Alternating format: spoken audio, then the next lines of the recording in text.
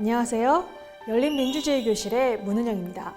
선거철이 되면 방송에서 흔히 접하게 되는 뉴스가 있습니다. 바로 선거 여론조사인데요. 선거 여론조사 결과에 따라서 후보자 사이에는 희비가 엇갈리기도 하고 때로는 새로운 정치 승부수가 던져지기도 합니다. 유권자의 표심에도 큰 영향을 미친다고 하는 이 선거 여론조사에 대해서 오늘 이 시간부터 2회에 걸쳐 자세히 알아보도록 하겠습니다. 이번 시간은 선거 여론조사의 오해와 진실입니다. 함께 해주실 전문가 두 분 모셨습니다. 한국외국어대학교 정치외교학과 이재묵 교수님, 그리고 리서치 전문기업의 이찬복 본부장님 나와주셨습니다. 안녕하세요. 안녕하세요.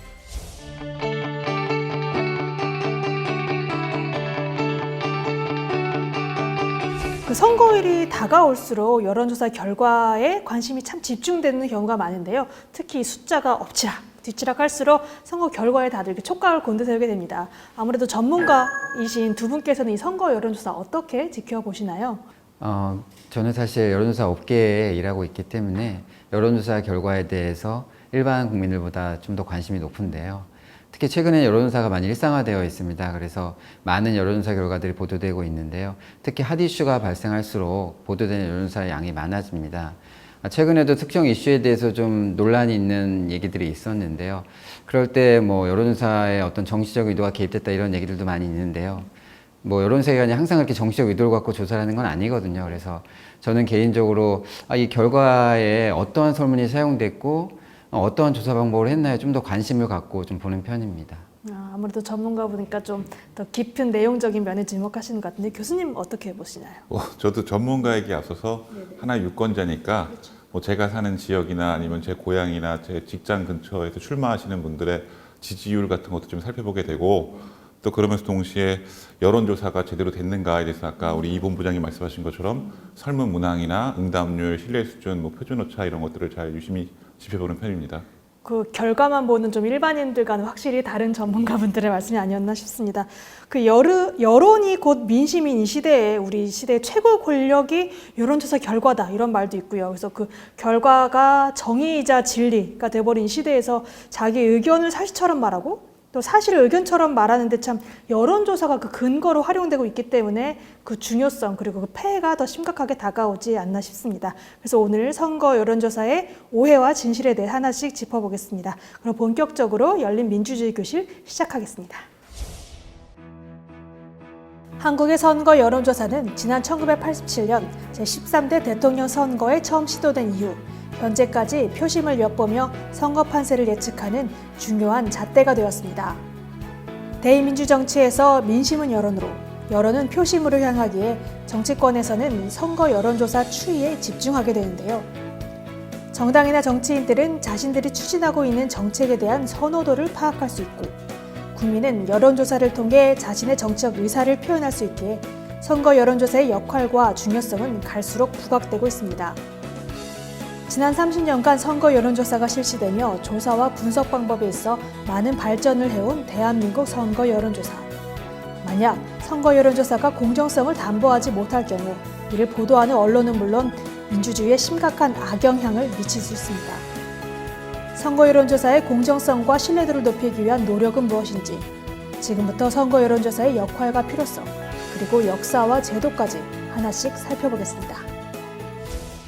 유권자의 생각이나 인식을 파악할 수 있다는 점에서 오늘날 선거 여론조사의 위상과 영향력이 참 지속적으로 증가하고 있다고 볼 수 있을 텐데요.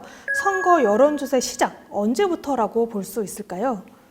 영어로 여론조사를 의미하는 단어가 폴, P-O-L-L 이렇게 부르는데요. 폴의 원래 영어 의미는 머리카락, 머리수 이렇게 불립니다. 그래서 폴이 여론조사의 의미를 띠기 시작한 것이 19세기 초, 그러니까 미국에서 1824년에 펜실베니아주의 해리스버그에서 주민들이 일종의 모의투표를 했어요. 모의투표를 했는데 그때 출마한 대통령 후보가 앤드류 잭슨이랑 존 퀸시 애담스였는데 이 사람들 대상으로 비공식 모의투표를 했는데 그것이 영어 이름으로 스트로폴, S-T-R-A, 또 우리 빨대라 그러잖아요. 네네. 그걸 하는데 이제 그걸 하는 방식이 이렇게 던져보고 해가지고 누구를 하느냐 이런 식으로 모의투표라 그랬거든요.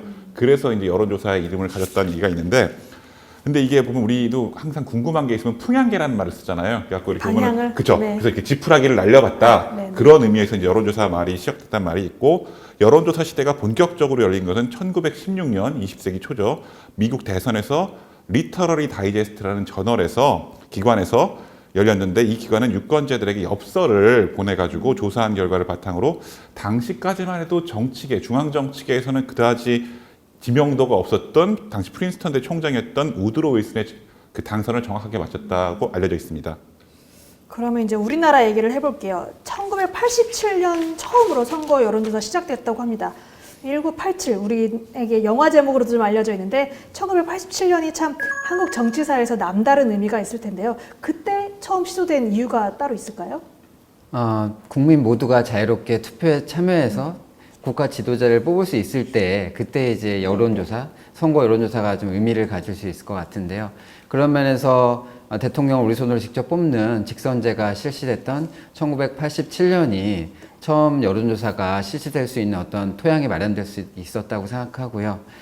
기록에 따르면 한국 갤럽에서 1987년도에 13대 대통령 선거에서 투표일 전부터 약 3일까지 1대1 면접 조사를 통해서 개표 결과를 예측한 게 아마 최초의 선거 예측 여론조사를 할 수 있을 것 같은데요. 네네. 그런 면에서 본다면 한 32년의 좀 역사를 갖고 있다고 볼 수 있을 것 같습니다. 네네.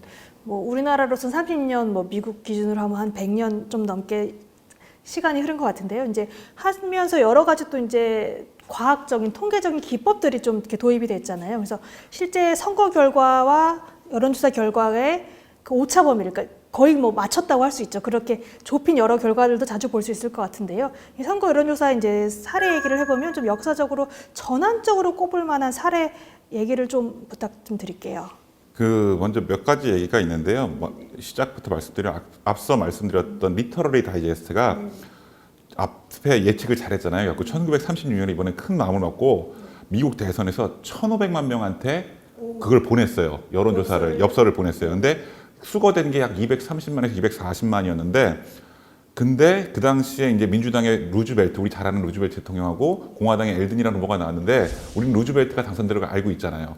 근데 예측에 실패했습니다. 왜 실패했냐면 이 당시에 리터러리 다이제스트가 보낸 사람들이 대상자가 이제 다이제스트를 이제 뭐 보면은 뭐 잡지를 구독한다든지 클럽의 회원이라든지 자동차를 갖고 있다든지 이러다 보니까 벌써 그 당시에 좀 잘 사는 사람들 그렇다 보니까 약간 좀 표본의 편향이 생긴 거죠. 그래서 이렇게 많은 숫자를 보내고도 예측에 실패한 반면에 우리가 지금 잘 아는 여론조사의 대표적인 어떤 그 선구자 조지 갤럽이 당시에 1,500명의 표본만 갖고 할당 추출법이라 해가지고 우리 최근에 많이 얘기를 하는 거죠. 그걸 가지고 선거 결과를 예측했는데 오히려 당시에 그 거대했던 리터러리 다이제스트보다 훨씬 더 정확한 예측을 해냈죠. 그래갖고 이 결과 때문에 결국은 리터러리 다이제스트는 오명을 뒤집어 쓰고 패감하게 됐다. 그래서 이것이 교과서에 많이 나오는 여론조사의 전환적인 사건이라고 많이 거론되고 있습니다. 정말 그 숫자가 중요한 게 아니라 얼마큼 정확하게 사람들을 추출해서 보내느냐고 그렇죠. 이제 우리가 소위 이제 모집단이라는 걸 얼마나 잘 대표하게 보내느냐 이런 거겠죠. 이 사건이 되게 의미 있는 거는 그 당시까지만 해도 많은 사람을 조사하면 그만큼 정확할 것이다라는 의견이 많이 있었는데요. 결국 이거에 대한 맹신을 깨트린 계기가 됐던 사건이라고 생각하고요. 이후 이제 표본 추출에 대한 통계적 연구들이 활발하게 이루어지면서 특히 이제 우리나라의 경우로 치면 우리나라에도 많은 이제 통계학자들이 샘플링을 전공하는 교수님들이 많이 이제 학계에 진출하면서 샘플링에 대한 연구가 활발히 진행됐고요. 이런 연구 결과 제대로 모집단을 잘 대표할 수 있게 추출만 된다면 1,000명 정도만 가지고도 전체 국민을 잘 대표할 수 있다라는 이런 인식들이 이제 통계적으로 의미 있다는 것이 확산된 것 같습니다.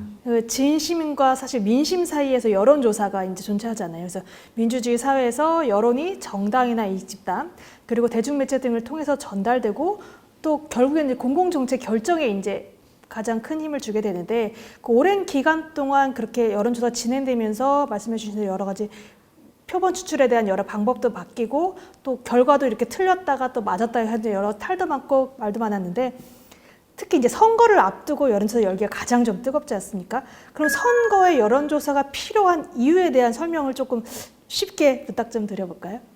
우리가 뭐 다 저희가 이제 민주주의 사회에 살고 있고 이제 보면은 이 민주주의의 가장 핵심적인 것은 그 국민들의 뜻을 받드는 거 아니겠습니까? 그래서 우리가 옛날 말로 보면은 민심은 천심이다 했습니다. 그래서 단순히 뭐 선거 결과를 예측하는 것뿐만 아니라 사람들이 도대체 이제 정치에 대해서 어떤 생각을 갖고 있느냐, 정책에 대해서 어떤 생각을 갖고 있느냐, 주요 후보자에 대해서 어떤 생각을 갖고 있느냐를 알아보는 건 상당히 민주주의가 올바로 작동한다는 측면에서 중요한 것이거든요. 말씀해 주신 대로 풍향계 그렇죠, 그렇죠. 그런 점에서 선거 여론조사를 실시하는 것은 그래서 민심의 향배를 보다 정확하게 파악해가지고 궁극적으로는 선거 결과도 알아보고 그리고 그 표출된 표본이 모집단을 얼마나 잘 대표하는가 이런 걸 알아보기 위해서라고 할 수 있겠죠.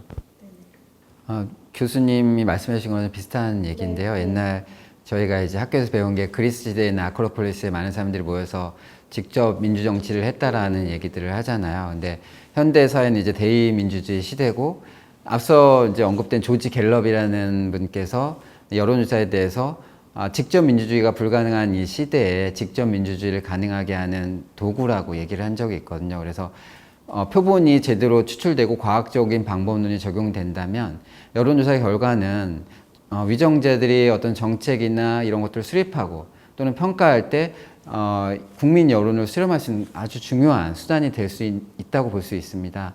다만 이러한 여론조사 결과를 어디까지 반영해야 되는 것에는 약간의 좀 이견이 있을 수 있는데요. 왜냐하면 국민들이 어떠한 정책에 대한 판단을 할 때 본인이 가지고 있는 제한된 정보에서 기초해서 판단할 수밖에 없고 또 여론이라는 것은 항상 시시각각 강물처럼 변해가기 때문이거든요. 그래서 이런 것들을 전적으로 여론만을 반영해서 정책을 결정하기보다는 여러 가지 정책을 판단하는 기초 자료의 하나의 또 중요한 자료로서 판단하는 것이 옳다라는 여러 여론조사 전문가들의 의견이 있습니다.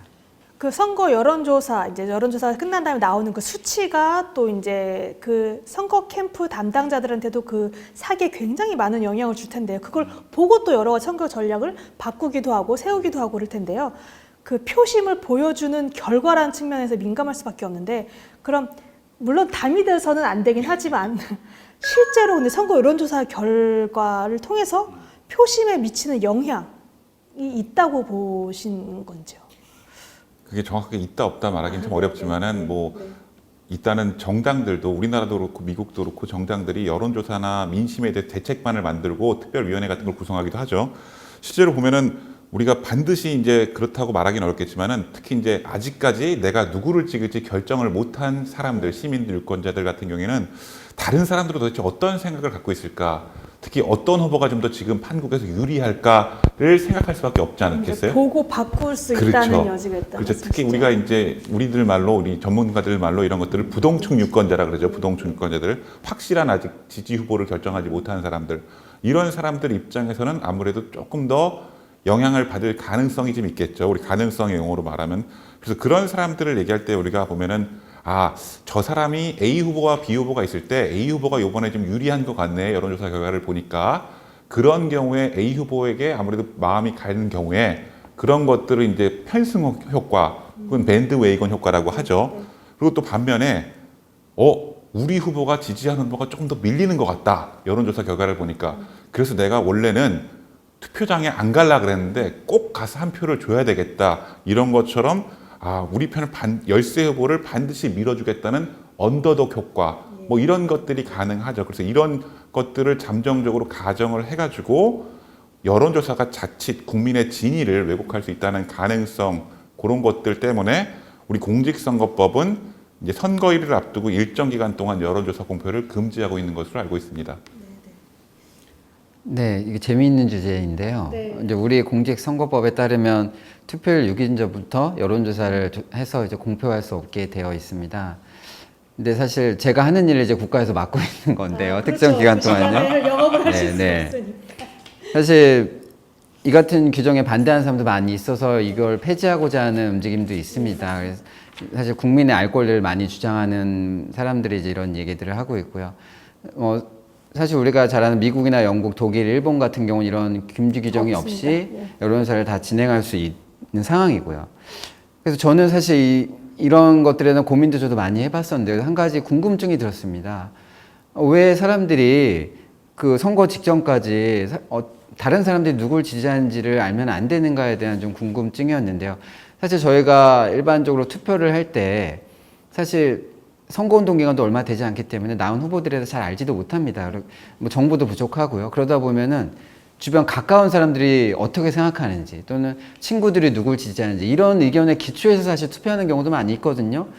그렇다면은 여론조사는 좀 더 그걸 더 많은 사람들의 결과를 보여주는 거거든요. 나와 같은 연령대와 같은 지역, 같은 성별의 사람들이 누구를 지지하는지를 보여주는 것도 저는 주변 친구들이 누구를 지지하는 거나 내 가족이 누구를 지지하는 거와 마찬가지로 되게 중요한 정보라고 생각하거든요. 그래서 이런 것들이 투표를 결정하는 데 있어서 중요한 정보로 사용될 수 있기 때문에 저는 이런 규정들에 대해서 좀 조금은 회의적인 시각을 갖고 있는 건 사실입니다. 물론 선관위의 공식 의견은 좀 다를 수 있을 것 같은데요. 네. 사실 그 외국 사례 보면은 프랑스가 2001년에 유럽 인권 협약에 유예된다는 판결에 따라서 2002년에 선거여론조사 공표 기간을 그 전에는 일주일 전부터 금지하고 있는데 이제 선거일 전이라고 선거일 당일 금지로 바꿨고, 캐나다 같은 경우도 1998년 위헌 결정을 통해서 선거일 전일부터 선거 당일까지 금지한 것을 당일 금지로 바꿨습니다. 또 하지만 여전히 스페인은 5일, 스위스는 10일, 뭐 멕시코는 8일 전부터 금지하고 있는 일명 그 공표 금지 기간을 블랙아웃이라고 하잖아요. 그렇게 다양하게 두고 있어요, 사실은. 그래서 있고 또 우리나라에서는 또 사전투표가 선거를 5일 전부터 이틀간 실시되면서 여론조사 금지 기간이 깜깜이 선거를 조장한다, 이런 얘기를 계속해서 줄이든지 없애든지 해야 된다는 주장도 말씀하신 대로 많은 것이 사실인데, 앞서 말씀해 주신 대로 또 근데 또 금지 기간에 또 이유가 또 있잖아요. 그만큼 또 과도하게 영향을 줄 수 있으니까요. 예. 그래서 참 그 기간에 대해서는 좀 시대 상황, 정치 문화에 따라서 좀 변화가 필요한 지속적인 논의가 필요하지 않나 싶습니다. 그렇죠. 지금부터 이제 선거 여론조사를 둘러싼 오해와 진실을 좀 풀어보려고 하는데요. 같은 시기 조사인데 조사 기관에 따라서 결과가 다르게 나오는 경우가 있습니다. 그 선거 여론조사 말고도 또 여러 사례가 있을 것 같은데요. 왜 그런 일이 자꾸 발생하는 걸까요? 네, 저도 그런 일이 발생하지 않았으면 좋겠지만 이제 그런 결과들을 저도 많이 묵도하는데요. 최근에 특히 이제 일상적으로 여론조사 결과들을 많이 접하게 되면서 사람들이 이제 그런 서로 다른, 같은 주제에 대해서 서로 다른 결과들을 많이 보면서 의문을 갖는 경우들이 많이 생기는 것 같아요. 그러니까 일반적으로 그 방법론적으로 여론조사 결과는 어떤 때 차이를 보이게 되는가, 이 부분에 대한 검토가 좀 필요할 것 같은데요. 일반적으로 방법론상에서 어떻게 질문하는가, 그리고 어떤 방식으로 조사하는가, 그리고 추가적으로 하나 보탠다면 표본 오차 등 이런 요인들에 의해서 사실은 결과가 달라지기도 합니다. 예를 들자면 예전에도 뭐 대통령 지지도에서 각기 조사기관이 좀 다르게 묻는 경우들이 있었는데, 대통령의 국정 수행 지지도를 물을 때 잘한다 못한다 두 가지 보기로 물어보느냐, 또는 매우 잘한다, 다소 잘한다, 별로 잘 못한다, 매우 못한다, 이렇게 네 가지로 물어보느냐, 또는 그 사이에 보통이다라는 어떤 중간 척도를 넣어서 물어보느냐에 따라서 결과가 다 다릅니다. 근데 또 모름 네, 이런 마지막 맞습니다. 모름 있지 네네. 않나요? 근데 그런 것들에 대해서 보기를 어떻게 구성해야 따라 많이 다른데, 예전에 보도되는 걸 보면 그런 걸 무시하고 국정지도 비교를 하면서 그런 거에 대한 차이를 얘기하는 경우도 있었고요. 또 표본 추출 방법이나 어떤 조사 방법과 관련해서 특히 최근에 조사들이 많이 많아지고 ALS 조사들이 많이 많아졌거든요. ALS 조사는 이제 소위 자동응답 방식으로 이제 조사가 진행되는 건데요.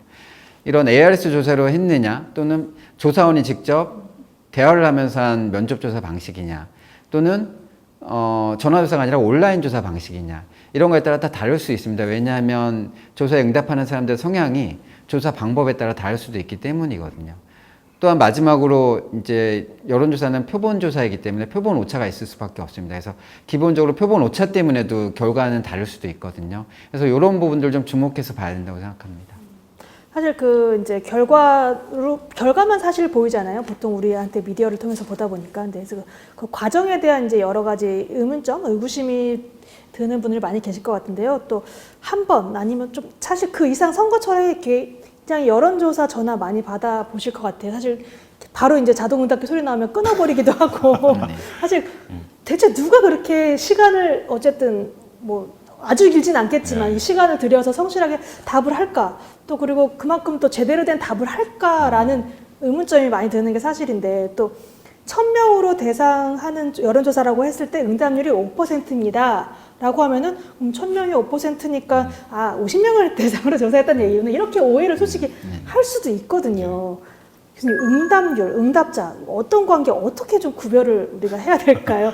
쉽지 않은 질문일 네. 수도 있는데 쉽게 설명해 네. 주시기 부탁드릴게요. 1000명에 5%고 50명이면 너무 응답자 수가 적죠. 그건 아니고 네. 그 일반적으로 이제 응답률이 5%라는 거는 저희가 이제 처음에 표본을 모집단으로 표출을 해서 이제 접촉을 했을 때 그 접촉 대상자 중에서 얼마나 응답을 했느냐를 얘기하는 거겠죠. 그래서 이제 만약에 1000명이 나왔다는 거는 네. 5%가 1000명이라는 얘기니까 2만 명에게 그 접촉을 해서 전화를 했거나 연락을 해서 응답한 사람이 5%니까 2만 명의 5%여서 1000명이 됐다 이렇게 네, 된다는 네, 얘기죠. 네. 그거를 다르게 본다면은 그 이제 그 전화 조사원들이나 이제 조사원들이 그렇게 힘들게 전화하시고 했지만은 다 끊으시고 뭐 네, 연락 안 네. 받으시고 해가지고 결국 남은 숫자가 이제 1000명밖에 안 됐다 이런 얘기죠. 뭐 저부터도 뭐 강의하다가 전화가 오면은 그렇죠. 간단한 건 모르겠지만 예. 20분 뭐 10분 하는 건 아무래도 어렵죠. 쉽지 않죠. 예, 그러나 응답률이 높으면 아무래도 좀 더 좋겠죠. 네네. 오해는 또 있어요. 그 여론조사 이제 여러 결과들을 보면 좀 아무래도 그 시간이 걸리는 작업이기 때문에 좀 빠른 세대인 젊은 세대보다는 좀 40대의 중장년층의 응답자가 아무래도 조금 많은 경향이 있단 말이죠. 그래서 여론조사에 중장년층의 의견이 더 많이 반영될 수밖에 없지 않냐 이렇게 생각할 수도 있어서 그러면 조금 그 한쪽에 너무 쏠리지 않았냐. 네네. 그래서 여론조사 신뢰도를 결정하는 변수로 가중치를 부여한다고 알고 있습니다. 네네. 이 설명 좀 해주시겠어요?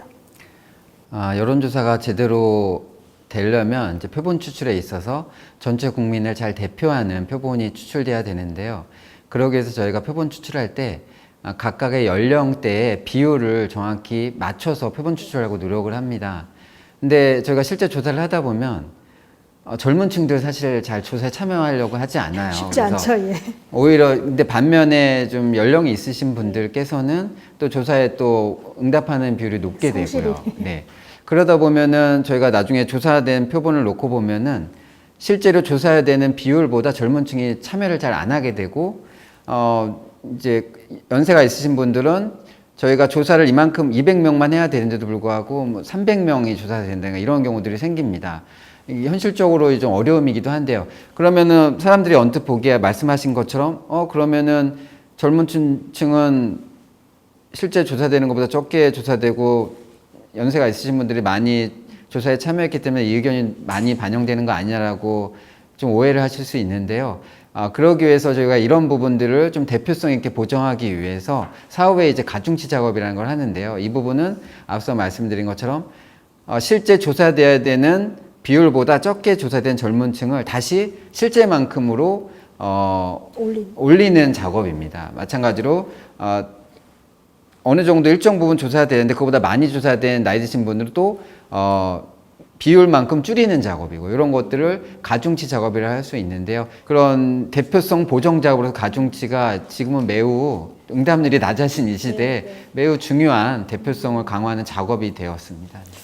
네, 그 마지막으로 이제 아까 잠깐 언급이 되긴 했는데 여론조사 결과랑 선거 결과가 다르게 나올 때가 발생할 수밖에 없잖아요. 그 지난 예로 미국 대통령 선거에서 트럼프하고 힐러리 경쟁 당시에 대부분 여론조사 기관에서 힐러리 후보가 이길 것이라고 예상했지만 실제 결과는 트럼프가 이겼고 그 과정에서 이제 여론조사에서 찾아내지 못한 뭐 샤이 보수가 숨어 있었다 이런 평가가 많았는데 그 여론조사 과정에서 이게 숨어 있던 표인지 아니면 그 사이에 그러니까 여론조사 시점하고 선거 결과 시점하고 변환표인지 의문이 많이 제기가 됐었어요. 그래서 결과를 바뀌게 하는 표, 이게 숨은 표일까요? 변환표일까에 대한 설명을 조금 부탁드려도 그건 될까요? 참 어려운 문제인 것 같은데 네. 진짜 변했을 수도 있고 네, 아니면 네. 숨어 있을 수도 있겠죠. 네. 근데 아무래도 보면은 우리는 사람들이 다 그렇잖아요. 보면은 다수의 생각하고 혹시 내 생각이 좀 달라 보이면은 좀 약간 좀 조용히 있게 마련이거든요. 그래서 네, 이거를 네. 유식한 말로 이제 학계에서는 침묵의 나선 효과, 브래들리 효과 이렇게 부르는데 네. 우리 그래서 예전에도 뭐 샤이 보수, 샤이 네, 진보,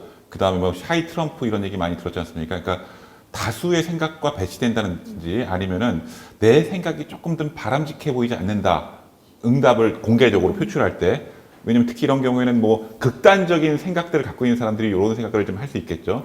그래서 이거랑 관련돼서 실제로 우리가 현장에서 느끼는 거는 투표율 같은 거 볼 때요. 투표율 같은 거 볼 때 선관위에서 공식한 투표율은 네. 항상 높죠. 항상 뭐 실제보다. 한 70%, 60% 네, 이런데 네. 여론조사에서 우리가 항상 90%, 85% 이렇게 나오거든요. 네, 오버리포팅이라고. 그렇죠. 오버리포팅을 하죠. 그래갖고 네, 네.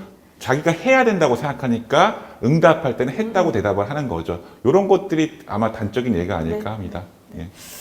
이렇듯 성신뢰도를 높이기 위한 제도와 정책 기반이 마련돼 있고 발전 방향에 대한 논의가 이어지고 있습니다. 우리나라에는 선거 부정을 방지하기 위한 법률로 공직선거법이 있고 2014년부터 선거 여론조사 심의위원회를 구성해 운영하면서 선거 여론조사 기준을 마련해서 준수하도록 하고 있습니다. 2017년부터는 선거 여론조사를 하기 위해서는 이 심의위원회에 기간 등록을 하도록 하는 좀 더 강력한 규제를 두고 있는데요. 사실 선거법에 이런 제도가 있는 국가는 저는 OECD 국가 중에 멕시코밖에는 못 보긴 했어요. 좀 우리나라만의 좀 특수한 상황이라고도 할 수 있을 것 같은데요. 선거 여론조사에 대해 이렇게 제도적인 장치가 필요한 이유는 무엇이라고 보십니까? 여기 지금 그 업계에 계신 전문가분께서 나와 계신, 현장에 계신 전문가께서 나와 계신데, 말씀하셨다시피 여론조사라는 게 간단한 게 아니잖아요. 보면은 뭐 표본 추출, 그 다음에 응답률, 그 다음에 신뢰 그 수준, 그 다음 표본 오차 등등 굉장히 이 과학적이고 체계적인 그 과정인데, 그래야지 예측률이 올라가고 그만큼 신뢰성이 올라가는 게 여론조사입니다. 근데 우리 뭐 친구들이 예를 들면은 SNS 같은 데서 자, 누구 좋아하는 사람 좋아요 눌러봐요 하면은 다 자기랑 친한 친구들이니까 비슷한 성향이잖아요. 그럼 그거를 과연 여론조사라고 할 수 있겠습니까? 과학적이지 않게 인기 투표죠. 예. 그런 거를 여론조사라고 막 공표한다고 생각하면 얼마나 신뢰성이 떨어지겠어요. 그러니까 네. 그런 것들을 관리하고 좀 적당히 검증되지 않은 여론조사 기관들을 편의에 맞게 이제 못하게 좀 이렇게 좀 검증되지 않게 해서 그 민심을 왜곡하고 사회 혼란을 끼칠 수 있으니까 그런 것들을 좀 관리할 필요가 있겠죠. 업계에서는 네. 이 등록에 어떻게 보십니까? 규제에 대해서. 네, 뭐 개인적으로 사실 규제를 그렇게 좋아하지는 않는데요. 네, 네. 과거에 사실 이제 이런 규제나 이 여심위가 이제 설립되기 전에만 해도 과거에는 선거 때만 되면은 많은 여론조사 기관들이, 아주 작은 여론조사 기관들이 떴다 방식으로 많이 생겼다 사라지곤 했어요. 그래서 이런 떴다 방식 여론조사 기관들이 하는 일이 특정 후보와 결탁해서 그 후보를 홍보하는 조사를 한다든가 그런 식의 조사를 많이 해서 전체적으로 여론조사에 대한 신뢰도가 많이 떨어지는 그런 원인 제공을 했었거든요. 그래서 이런 것들이 이제 악화가 양화를 구축한다고 하는데요. 많은 조사를 성실히 하는 조사기관에도 그런 피해가 돌아갔고요. 네. 실제로 이제 최근에 ARS 조사들이 너무 많아졌습니다. 그래서 저희가 요즘 왜 이렇게 여론조사가 많지라고 하는 것도 사실 ARS 조사가 많이 적은 비용으로, 아주 최소의 비용으로 할 수 있기 때문에 그런 조사들이 많아진 건데요. 이렇게 조사가 너무 많아지다 보니까 아까 교수님도 말씀하시고 하신 것처럼 전화가 오면 안 받아요, 사람들이요. 이제 스팸에도 이제 여론조사라고 떠서 옵니다. 바로 이제 등록이 돼가지고 바로 조사를 시작하자마자. 그래서 응답률이 갈수록 떨어지고 있고, 사실 ARS를 사용하지 않는 제대로 조사를 하려고 하는 조사 기관들도 사실 이런 피해를 고스란히 같이 받고 있는 겁니다. 그래서 사실 이런 것들이 사실 전체적으로 저는 지금 여론조사의 위기라고도 생각해요. 그래서 현재 되게 위급 상황이라고 생각하고요. 이런 위급 상황과 비상 상황에서 이런 규제나 여심위가 좀 필요한, 긴급적으로 좀 필요한 조치가 아니었나 싶다는 생각이 들고요. 이후 뭐 정치인들의 의식도 개선되고 또 여론조사 기관도 좀 더 자율적으로 개선하려는 노력이 뒷받침돼서 자율적인 규제 쪽으로 가는 방향으로 좀 갔으면 좋겠다는 바람을 하고 있습니다. 네, 그 선거 여론조사에 대한 무거운 책임성이 필요했기 때문에 그 검증된 선거 여론조사를 위해서 규제를 통해서라도 일단은 객관성, 신뢰성을 확보하는 것이 좀 중요하긴 하지만 규제를 통한 강제가 아닌 자발적이고 합리적인 자세를 이제 조사를 의뢰하는 정당이나 후보자, 그리고 시행하는 여론조사 기관, 또 여론조사 결과를 공정하게 받아들이는 우리 일반 시민의 자세 모두 지속적인 관심 참여 필요할 것 같습니다. 선거 여론조사에 대해서 다양한 이야기 전해주신 두 분 오늘 말씀 감사드립니다. 감사합니다. 열린민주주의 교실, 오늘 전문가 두 분과 함께 선거 여론조사에 대해서 이야기 나눠봤습니다. 권력의 방향을 가리키는 민심을 향한 정치인들의 구애, 그리고 공정성과 신뢰도를 높이기 위한 여론조사 관계자들의 애환을 생각해보지 않았나 싶습니다. 다음 시간에는 선거 여론조사의 빛과 그림자, 그리고 앞으로의 과제, 발전 방향까지 함께 이야기 나눠보도록 하겠습니다. 오늘 이 시간 함께해 주셔서 감사합니다.